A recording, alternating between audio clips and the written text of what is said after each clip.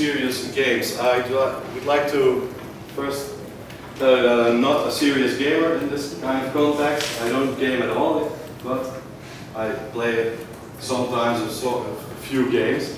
The serious part of serious games, I'd like to talk about the serious games we might know as educational games or edutainment or those kind of games. The first mention of games was in 1938 by Johan Huizinga, a Dutchman, who wrote about games in a social context. He wrote about games. 2010, the digital natives, or Generation X, Y, Z, Generation Einstein, or how you'd like to call it. There's one thing, we're not sure how to call it or what their properties are, but I think there's one thing for sure, their motivation is different because they grew up with digital technologies. So this serious part of serious games, I would like to start first with explaining a bit more about the serious games in general, and then go more in depth to the serious part. Serious games. Games that educate, train and inform is one of the definitions which can be found in the literature. I would like to add to this that serious games are games that have another principal purpose than mere entertainment. It's not just entertainment, they have another purpose which you can indeed educate, train or inform. So the best serious games use the strong points of entertainment games. For example, good graphics, an interesting storyline, goals you have to achieve in the game or hard levels, etc. as a means to achieve the serious goals. Several serious game markets are growing since the 90s actually.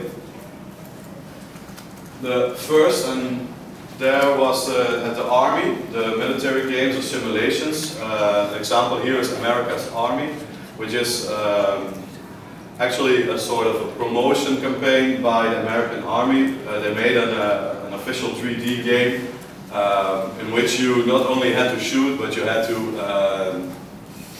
talk to your team, choose your right weapons, etc. It was quite hard, but they managed to recruit more people with it, and they also use it inside of the army with, as a learning tool, a simulation tool. Interesting of this serious game is that afterwards it was also commercially released on several console boxes like the Xbox and PlayStation. Another market, business market, where corporate games and also simulations are released. Games you can expect like stock market exchanges and everything, where you can play a game with some stocks and hopefully earn money and learn how to do this in the real world. Health games for the health sector, I think the Refit is a very famous example on how to play a game and try to improve your health. And some other possible serious games are political government games, religious games and art games. Political government games where a political issue is explained. For example, this is Darfur is Dying. That's a game that was released to explain the situation in Darfur, Sudan. You have to choose a family member, and that's the screenshot you see here.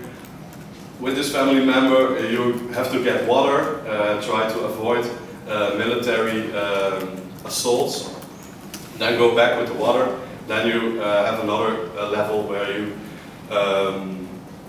you have to manage the camp where you live and try to get everyone food to build houses and everything. Religious games is same kind of way how to promote a religion or try to explain a religion. And art games are merely games that are just an artwork. An artist can make a game as well, just like a picture, a song, or anything else. Marketing also uses serious games, and games. For example, this is a McDonald's game where you have to run a McDonald's restaurant. So-called advert games. Now, why is this a serious game? Because it's not pure entertainment, it's also trying to market your brand. So that's why advert games are also considered as serious games. On the other hand, they're not trying to educate you or train you, but they inform you about, for example, McDonald's or any other brand that wants to make a game. And the most important for this presentation, the educational games within education sector. This serious part about educational games. Educational games are the serious games that are deployed with education as a purpose. And again, serious games use the strong points of entertainment games as a means to achieve serious goals.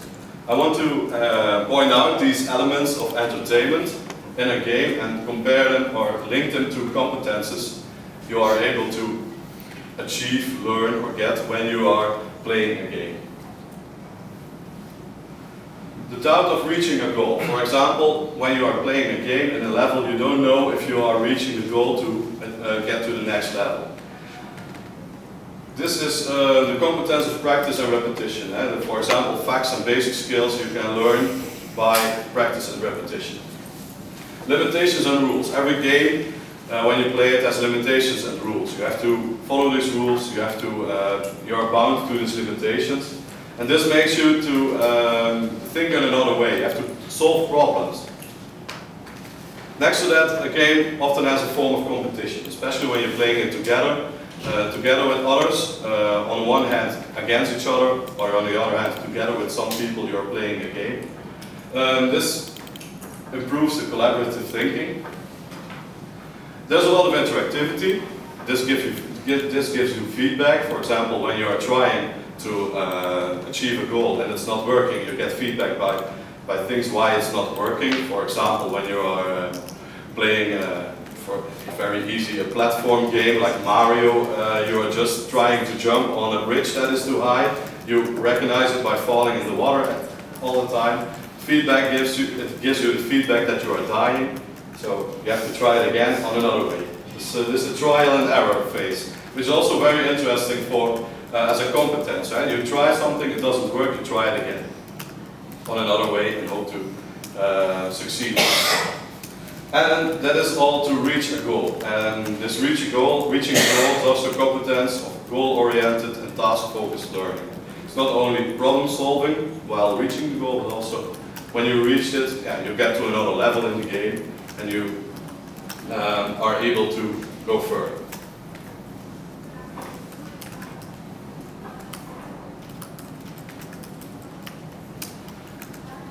These elements of entertainment link to several competences.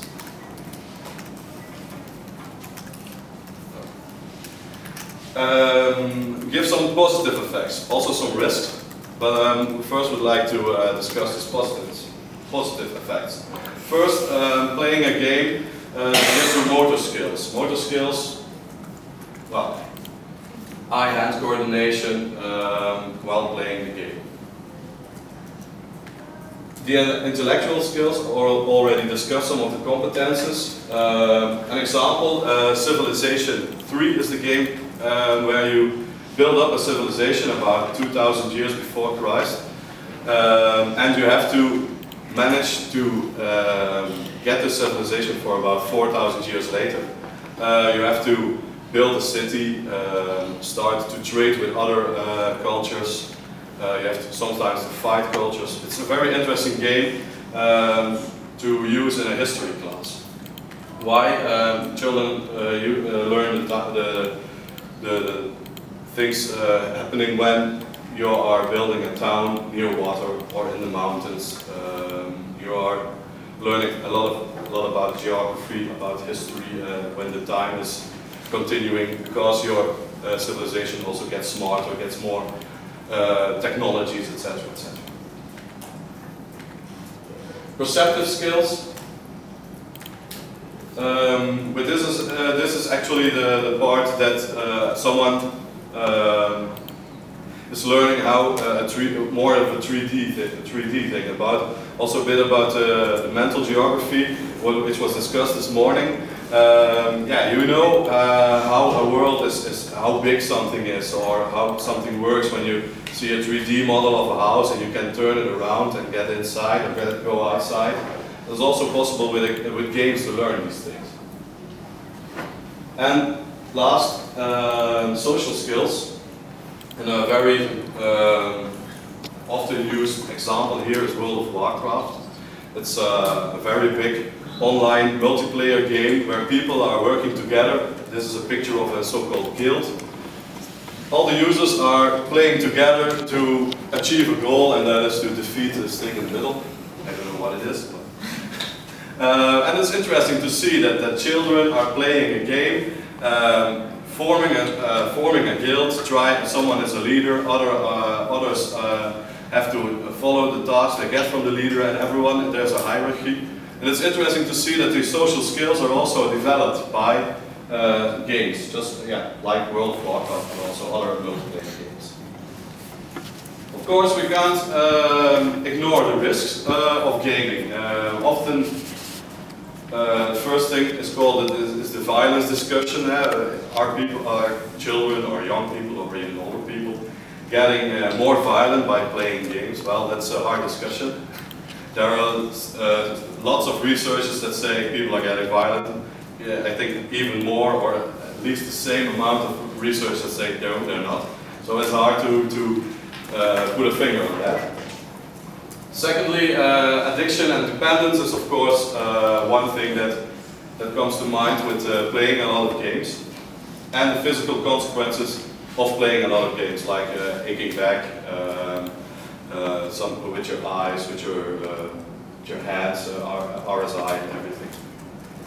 Very important here is also to mention PEGI, the Pan-European Game Information, where parents and teachers can use the classification of ages by games. The most usual common games are 3+, because 1 and 2 years old don't play that much games. And other ages, and next to that there are symbols that give you more information about why this age classification is given.